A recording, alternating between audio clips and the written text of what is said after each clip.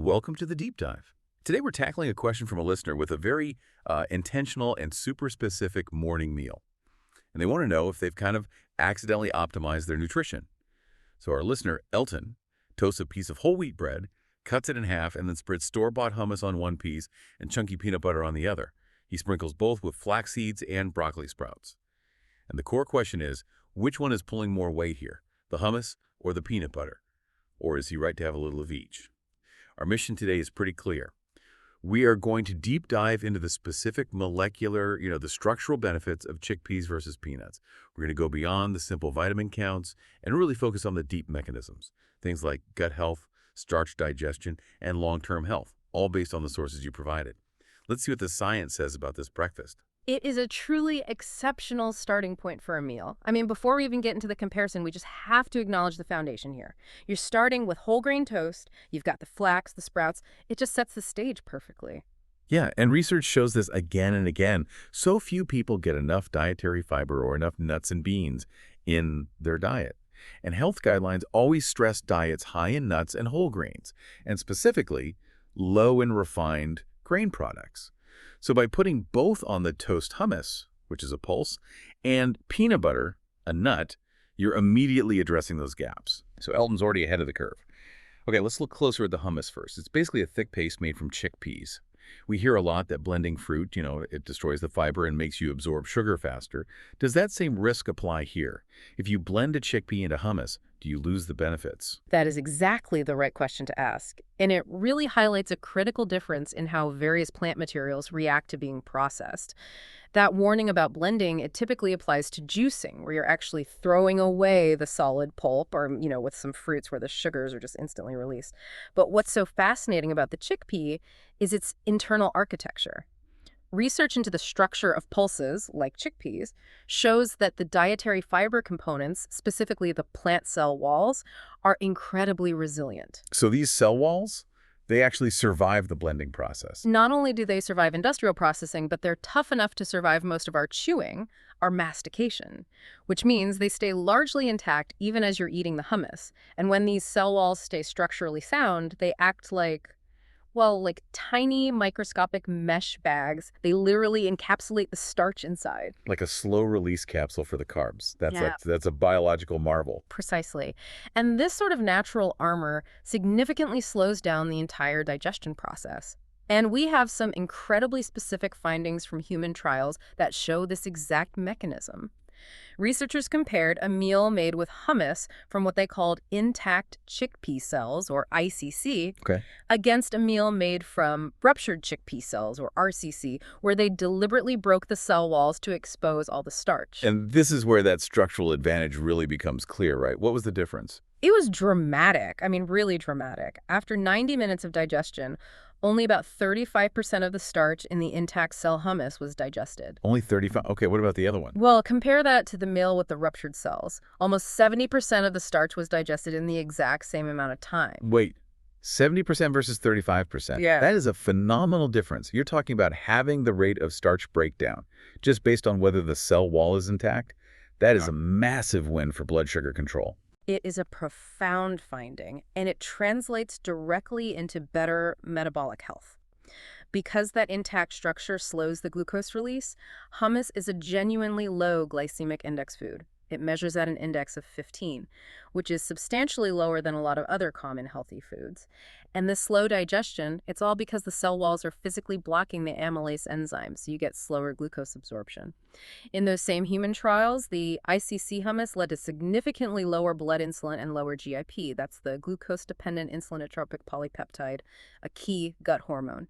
The cell wall is the powerhouse here. So if the cell structure gives us a better short-term metabolic control, what does the research say about the long-term benefits? I saw some source material about chemoprevention in the gut. Right, and this is where the chickpea story moves into disease defense.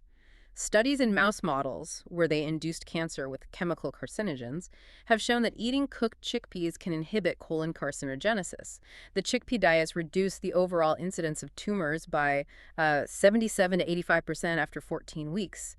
And they significantly decrease dangerous adenomas and adenocarcinomas. A reduction in tumors on that scale suggests a pretty serious underlying mechanism. Is this anti-carcinogenic effect tied to how chickpeas affect say, specific inflammatory markers? Exactly. The protective effect is tied to suppressing pro-inflammatory cytokines and enzymes like COX-2 and INS.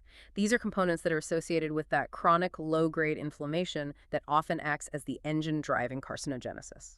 So it's not just delivering fiber. The chickpea is actively calming down that subtle fire in the gut that can lead to long-term disease. And what about other unique compounds? Chickpeas have something called saponins, right? Can you translate what those do for us? Certainly. Saponins are noted for their ability to lower plasma cholesterol, blood lipids, and blood glucose. They're active components that help reduce cardiovascular disease and obesity risk. And on top of that, chickpeas deliver prebiotic carbohydrates, things like raffinose, stachioose, and castos. We can't digest them, but they are perfect food for the beneficial bacteria in your gut. It's a complete gut maintenance package. Okay, before we move on, let's go back to Elton's choice of store-bought hummus. How much is he losing out on by using that convenience product versus making it from scratch? It's a valid point. The sources suggest that canned chickpeas, which are often the base for store-bought hummus, can lose up to half their nutrients compared to dried chickpeas that you cook yourself. So while convenience is great for a quick breakfast, if you're really trying to maximize every single compound, making it yourself from dried pulses is nutritionally superior. Okay, so we'd established the chickpea specialty, structural fiber, and gut health. Now, the peanut butter, that offers a dramatically different but just as powerful specialization. Let's pivot to the cardiovascular support from peanuts. The peanut butter story really centers on its fantastic fatty acid profile. Peanuts are packed with monounsaturated fats, MUFAs, and polyunsaturated fats, or PUFAs. And the key thing for you to know is this.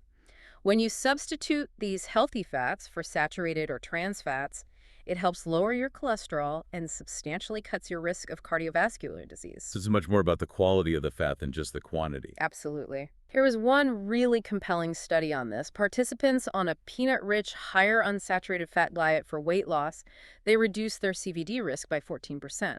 But what was crucial was that the group on a low-fat diet actually saw their good HDL cholesterol go down. The peanut butter helped preserve that good cholesterol. And the science is pretty clear on how much you need, too. The sources mentioned just 1.5 ounces, about 42 grams of nuts daily can reduce heart disease risk. But what about the other phytonutrients in peanuts? There are two particularly powerful ones. First is resveratrol. A lot of people know it for its antioxidant effects, but it also actively prevents cells from sticking to artery walls. It basically helps decrease the risk of clogged arteries. And the second one? That would be beta-sitosterol, or SIT. This is a plant sterol, and it acts like a natural roadblock in your digestive system. It lowers your plasma cholesterol by physically getting in the way and decreasing how much cholesterol you absorb in your intestine. That's a mechanism so effective you now see companies adding these phytosterols to foods like margarine just to get that cholesterol-lowering benefit. So Elton is getting it naturally. And what about minerals? That's right. While most Americans get enough of the common vitamins, these minerals in peanuts are crucial. Magnesium is involved in over 600 cellular reactions and helps muscles relax. Then there's zinc, which supports muscle protein synthesis, and vitamin E is critical for repairing the plasma membrane of muscle cells after stress. Elton's choice of chunky peanut butter might even help here, slowing digestion just a bit. Okay, we've covered some really impressive benefits for both, but now we have to address a critical caveat I saw in the source material, a pretty significant safety distinction for peanuts. We do. We have to discuss the risk of aflatoxin contamination. This is a crucial distinction because aflatoxins are highly carcinogenic, they're produced by certain molds, and they can be found in peanuts, especially if the supply chain is unregulated. This is a vital safety issue. And the stats I saw were alarming, especially from informal markets. One study found that 100% of peanut butter samples from an informal market were contaminated. And an astonishing 95% of those samples exceeded the maximum legal limits for the most common one, aflatoxin B1. Right. And while the listener is using store-bought peanut butter, which implies regulatory oversight and generally minimizes this risk, the potential for contamination is a necessary part of this whole conversation. It just reinforces why you should always use high-quality regulated sources. So we circle back to Elton's original question. Hummus or peanut butter? If you had to pick one for the biggest health impact, which would it be? Based on the evidence, it seems like we have two very distinct health specialists. Hummus, with its intact cell walls, it just excels at fiber-driven gut mechanics.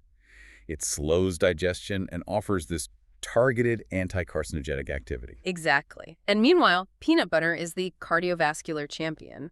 It offers those heart-healthy fats and unique phytonutrients like resveratrol and beta-sitosterol that specifically manage cholesterol and circulation. So what does this mean for Elton's breakfast? Is one really better? The conclusion is actually really satisfying.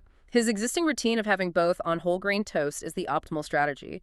These two foods complement each other beautifully. You get a diverse range of fibers from the chickpeas, alongside the high-quality heart protective fats and unique phytonutrients from the peanuts. You're stacking the benefits. That's a relief. You don't have to choose a favorite. You get the full synergistic benefit of both. But that dramatic difference we discussed, the intact versus ruptured chickpea cells, where that tiny difference halved the digestion rate, it does raise a much bigger question about food. It really does. It raises this important question. When we look at modern food processing, all the milling and refining, how many other structural components are we destroying? Beyond the obvious difference between whole fruit and juice, what other microscopic armors, designed by nature to protect us and slow down digestion, are we unknowingly breaking just for the sake of texture or speed? A fascinating concept to chew on for the rest of the day. That was an incredibly insightful deep dive. Thank you for guiding us through the science on that. Always a pleasure. And thank you for joining us. You can find links to all the sources we discussed today in the show notes. Until next time, stay well informed.